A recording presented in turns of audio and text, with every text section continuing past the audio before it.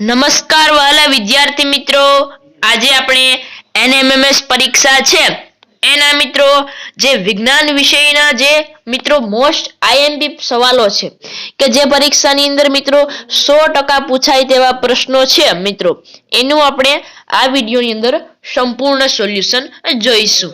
એટલે મિત્રો વિડીયોને પૂરું જોજો, વિડીયોને લાઈક કરજો અને તમારા બધા મિત્રો સાથે શેર કરજો. અને મિત્રો ચેનલને સબસ્ક્રાઇબ ન કરી હોય તો ફટાફટ ચેનલને સબસ્ક્રાઇબ કરી દો, કારણ કે આપણી ચેનલની અંદર તમને એનએમએમએસના મિત્રો પરીક્ષાની તૈયારી કરવા માટે જે ખૂબ જ ઉપયોગી જે પ્રશ્નો છે મિત્રો એ આપણી ચેનલની અંદર મુકાયેલા છે. એટલે તમે મિત્રો આ વિડીયો પૂરો થાય પછી આપણી ચેનલમાં તમે જોઈ શકો છો. હવે આપણે જોઈએ પહેલો સવાલ કે ભાઈ અળસિયું શાના દ્વારા શ્વસન કરે છે? તો અળસિયું એ નાના છિદ્ર, બી ફેફસા, સી ચીકણી ત્વચા અને ડી છે ઝાલર. તો આની અંદર ઓપ્શન નંબર સી છે ચીકણી ત્વચા એ આપણો સાચો ઉત્તર રહેશે. બીજો સવાલ કે ભાઈ હિમોગ્લોબિન એ ખાલી જગ્યા કોષોમાં હાજર હોય છે.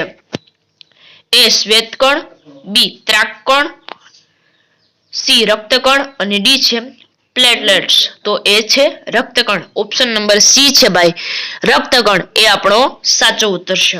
હવે આપણે આગળ જોઈએ ત્રીજો સવાલ, સીએનજી માં મુખ્ય ઘટક કયો છે?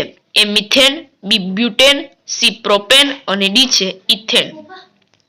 તો આની અંદર ઓપ્શન નંબર એ છે મિથેન છે મિત્રો. ઓકે, એ આપણો સાચો ઉત્તર રહેશે. કે ભાઈ સીએનજી માં એમ પૂછે કે મુખ્ય ઘટક કયો છે તો મિથેન આવશે.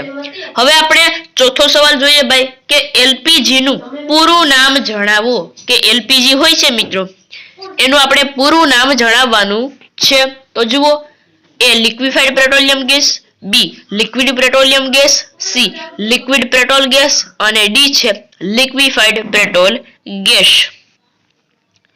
તો ભાઈ આ સવાલ છે કે ભાઈ શું કીધું છે ભાઈ કે એલપીજી નું પૂરું નામ જણાવો.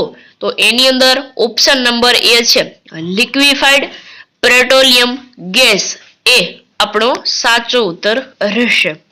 હવે આપણે પાંચમો સવાલ જુઓ કે ભાઈ ડામરની ગોળી શેમાંથી બનાવવામાં આવે છે? કે ભાઈ જે ડામરની ગોળી હોય છે એ શેમાંથી બનાવવામાં આવે છે? ઓપ્શન વાંચે, એ કોલસો, બી કોલટાર, સી કોક અને ડી છે ખનીજો. તો આપણે એમ પૂછીએ કે ભાઈ ડામરની ગોળી શેમાંથી બનાવવામાં આવે છે? તો ભાઈ ઓપ્શન નંબર બી છે કોલટારમાંથી બનાવવામાં આવે છે. ડામરની ગોળી કોલટારમાંથી બનાવવામાં આવે છે. હવે આપણે છઠ્ઠો સવાલ જોઈએ. કોલટાર કેટલા પદાર્થોનું મિશ્રણ છે? એ 100, બી 200, સી 300 અને ડી છે 400. એમ પૂછે ભાઈ કે કોલટાર એ કેટલા પદાર્થોનું મિશ્રણ છે? તો એની અંદર છે મિત્રો એ આપણો સાચો ઉત્તર રહેશે ઓપ્શન નંબર બી 200. ઓકે, હવે આપણે સાતમો સવાલ જુઓ મિત્રો. આપણે એમ પૂછેલો છે ભાઈ કે અશ્મિ બળતણ કયા છે?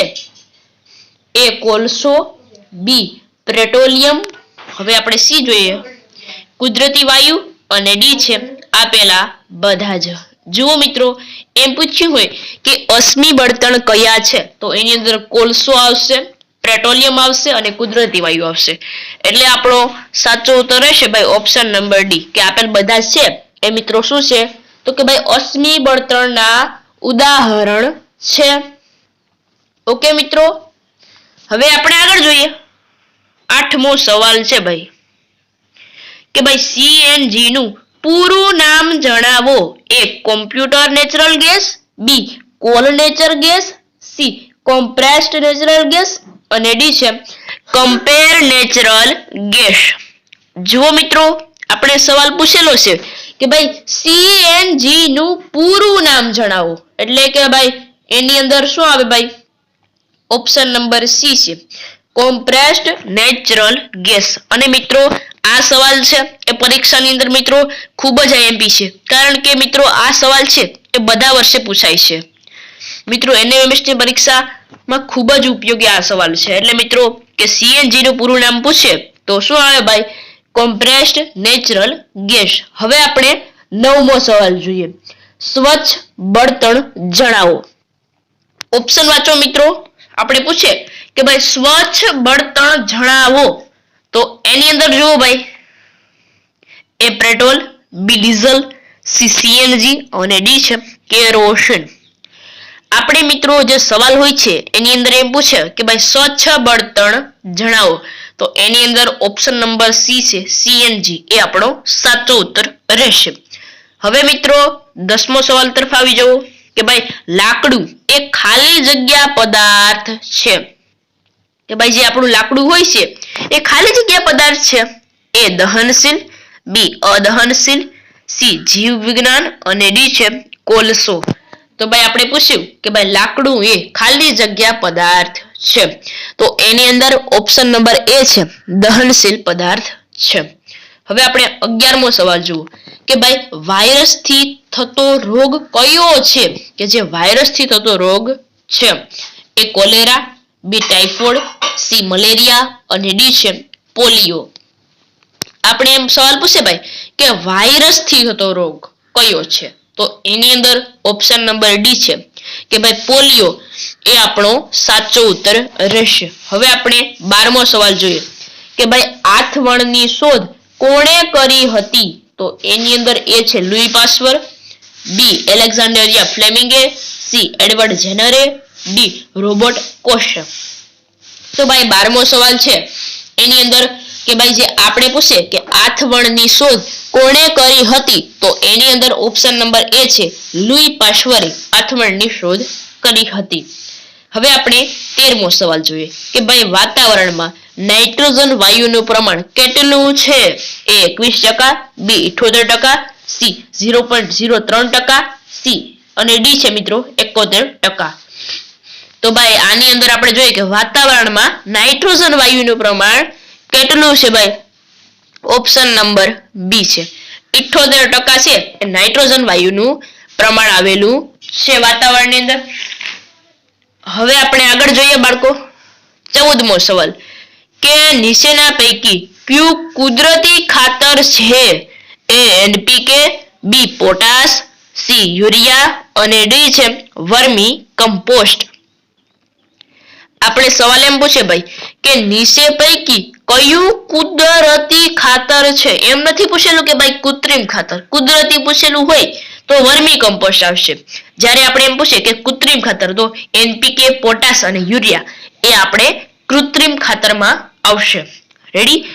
હવે આપણે 15મો સવાલ જોઈએ કે ભાઈ રવિ પાક જણાવો. એ ડાંગર, બી મકાઈ, સી સોયાબીન અને ડી છે રાઈ. આપણે એમ પૂછ્યું કે રવિ પાક જણાવો.